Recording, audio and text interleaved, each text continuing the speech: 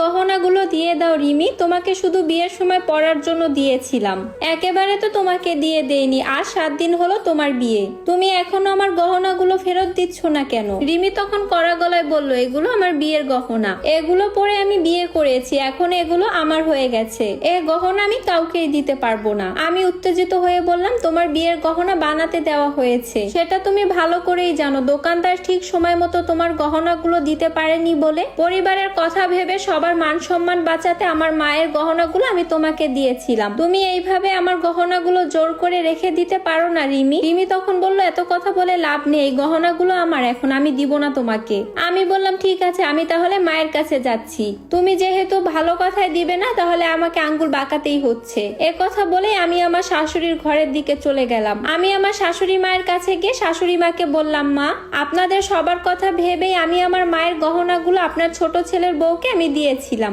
আজ বিয়ের 7 দিন হয়ে গেছে, আমার গহনাগুলো এখন আমি ফেরত পেলাম না। একটু আগে আমি ওকে আমার গহনাগুলো দিতে বললে তখন ও বলে, না, ও আমাকে গহনাগুলো দিবে না, এখন আপনি এটার বিচার করবেন মা। আমার শাশুড়ি তখন এই বিষয়টা নিয়ে চিন্তিত হয়ে পড়লেন। শাশুড়ি মা বললেন, আমি জানি তুমি আমাদের কথা ভেবেই ওকে গহনাগুলো দিয়েছিলে, ও ছোট মানুষ, ও বুঝতে পারছে না, তুমি চিন্তা করো না, আমি ওকে বুঝিয়ে বলবো। তখনই আমার ছোট যা এসে বলল, কিচ্ছু বোঝানোর দরকার নেই, এগুলো পরে বিয়ে করে আমি এই বাড়িতে এসেছি, সুতরাং এগুলো এখন আমার, আমি কিন্তু এগুলো কাউকে ফেরত দিতে পারবো না। হঠাৎ করে এভাবে আমার ছোট যা ঘরে ঢুকে এসব কথা বলাতে আমার শাশুড়ি অবাক হয়ে গেল। শাশুড়ি মা বলল, তুমি কেন চিন্তা করছো মা, তোমার জন্য তো আমরা গহনা বানাতে দিয়েছি, 2-1 দিনের মধ্যেই চলে আসবে। তখন ছোট যা বলল, ওইসব গহনা না হয় আপনি আপনার বড় বউকে দিয়ে দিবেন, এগুলো আমার বিয়ের গহনা, তাছাড়া আমার খুব পছন্দ হয়েছে, আমি কাউকেই দিতে পারবো না। তখন পাশ থেকে আমার ছোট ননদ আমার ছোট যাকে বলে উঠলো, ভাবি, এগুলো বড় ভাবির মায়ের শেষ সম্পদ, এগুলো ভাবিকে সে দিয়ে গিয়েছিল,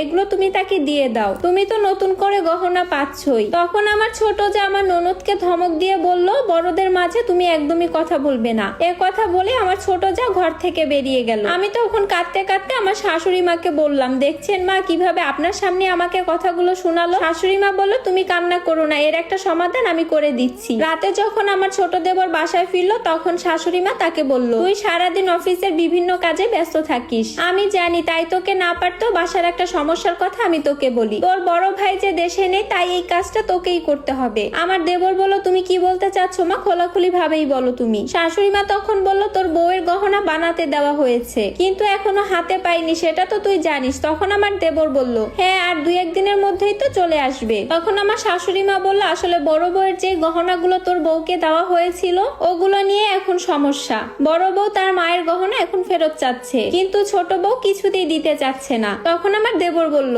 ও হয়তো বুঝতে পারছে না, তুমি একটু ওকে বুঝিয়ে বলো তাহলেই হবে। শাশুড়ি মা তখন বলল, তুই আসার আগে ওরা দুইজন ঝগড়া করে ফেলেছে, আমি অনেকবারই তোর বউকে বুঝিয়ে বলার চেষ্টা করেছি, কিন্তু কিছুতেই বুঝতে পারছে না, তুই একটু বুঝিয়ে বল। তখন আমার দেবর তার মাকে আশ্বাস দিয়ে বলল, আচ্ছা ঠিক আছে মা, আমি ওর সাথে কথা বলছি। আমার দেবর তার রুমে গিয়ে তার বউকে বলল, কি ব্যাপার, তুমি গহনাগুলো এইভাবে আঁকড়ে বসে আছো কেন? এই গহনাগুলো আসলে ভাবির, তোমার গহনাগুলো 2-1 দিনের মধ্যেই চলে আসবে, একদম নতুন ডিজাইনের। তখন আমার যা বলল, তুমিও তো তোমার ভাবি আর মায়ের মতন কথা বলছো আমাকে, তাহলে আমিও তোমাকে একই উত্তর দিলাম। এই গহনাগুলো পরে যখন আমার বিয়ে হয়েছে তার মানে এই গহনাগুলো আমারই, আমি কাউকেই দিব না। তখন আমার দেবর কিছুটা বিরক্ত হলেও তার বউকে বলল, ভাবি তোমার কাছ থেকে এই গহনাগুলো কখনো চাইতোই না, আসলে এগুলো ভাবির মায়ের শেষ স্মৃতি, তাই তুমি এগুলো তাকে দিয়ে দাও। তখন আমার যা মুখ বাঁকিয়ে বলল, ভাবির হয়ে দালালি শুরু করেছো কবে থেকে? ভাবির জন্য এত দরদ হলে আমাকে বিয়ে না করে ভাবিকে বিয়ে করলেই তো পারতে। এরপর আমার দেবর তার বউয়ের গালে একটা চড়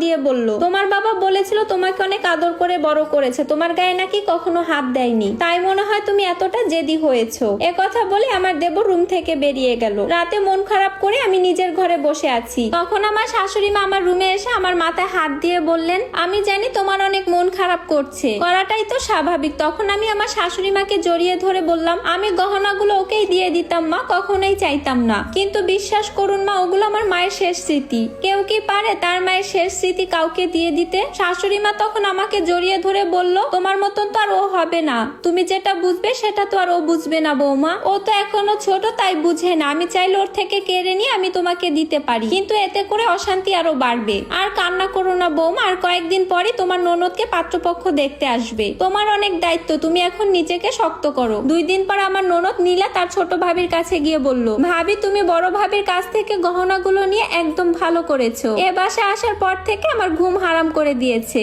না এটা করা যাবে না, না এখানে যাওয়া যাবে না। তখন আমার যা বলল, কি ব্যাপার এখন বড় ভাবির নামে যে নিন্দা করছো? তখন তো বড় ভাবির পক্ষ নিয়ে কথা বলছিলে। ননদ তখন বলল, আরে তুমি বুঝতেছো না কেন? তখন যদি আমি বড় ভাবির হয়ে তোমার কথা না বলতাম তাহলে মা আমার সাথে চেঁচামেচি করতো। আর তুমি কি জানো আমি পরে মায়ের কাছে তোমার নামে কত সুনাম করেছি। মাকে বলেছি যে তুমি যেহেতু ছোট তোমাকে গহনাগুলো দিয়ে দিলেই তো হয়, ওসব পুরনো গহনাগুলো আঁকড়ে ধরে লাভ কি? মাকে এত বুঝিয়েছি বলেই তো তোমাকে আর কেউ গহনাগুলো নেওয়ার জন্য চাপ দিচ্ছে না। ছোট যা তখন ননদকে বললো, সেটা তুমি ঠিক বলেছো।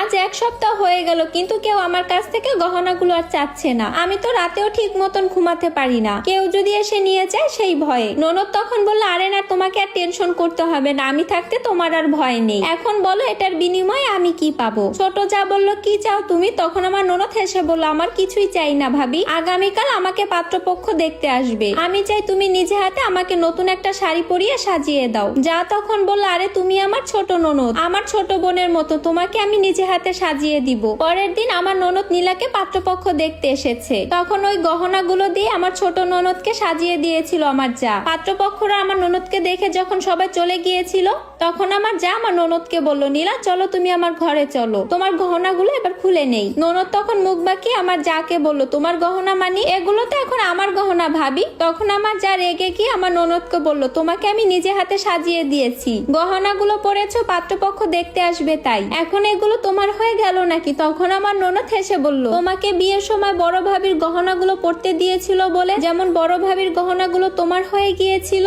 ঠিক তেমনি এই গহনাগুলো এখন আমার। এরপর আমার ননদ গহনাগুলো নিয়ে তার রুমে চলে গেল। তখনই আমার ছোট দেবর একটা বাক্স হাতে করে কিছু গহনা নিয়ে বাসায় আসলো। আমার যা তখন দেবরের হাতে গহনাগুলো দেখে অনেক হাসি খুশি হয়ে গেল। এরপর আমার দেবরের কাছ থেকে গহনাগুলো হাতে নিয়ে আমার শাশুড়ি আমার হাতে দিল আর বলল, বড় বৌমা এই গহনাগুলো এখন থেকে তোমার প্রাপ্য, তাই এখন থেকে এগুলো আমি তোমার হাতে তুলে দিলাম। তখন আমার ছোট যা চেঁচিয়ে বলে, এগুলো কি করছেন মা? এগুলো তো আমার গহনা, আপনি ওনাকে কেন দিচ্ছেন? তখন আমার যা আমার কাছ থেকে গহনাগুলো কেড়ে নিতে চেয়েছিল। আমি তখন আমার যাকে সরিয়ে দিয়ে বললাম, খবরদার তুমি এই গহনাগুলো হাত দিয়ে ধরবে না। পরিবারের মান সম্মানের কথা ভেবে একবার গহনাগুলো তোমাকে আমি পড়তে দিয়েছিলাম, সেই গহনা তুমি আর আমাকে দাওনি। আমার মায়ের গহনাও তুমি ছিনিয়ে নিয়েছো। এখন আমি আমার আরেক মায়ের হাত থেকে এই গহনাগুলো পেয়েছি, এগুলো আমি নিতে দিব না তোমাকে। এরপর আমার ছোট ননদ নীলা এসে ওর গহনাগুলো আমার হাতে দিয়ে বলল, তোমার মায়ের গহনা আমি তোমাকে ফিরিয়ে দিলাম ভাবি। যা তখন রেগে গিয়ে আমার ননদকে বলল, তুমি আমার গহনাগুলো বড় ভাবিকে দিচ্ছ কেন? ফেরত দিতে হলে আমাকে দাও। আমার ননদ তখন হেসে বলে, এই গহনাগুলো তো এখন আমার যাকে ইচ্ছে আমি তাকেই দিব। শাশুড়ি মা তখন বললেন, তাই তো গুরুজনেরা বলেছে, অতি চালাকের গলায় দড়ি।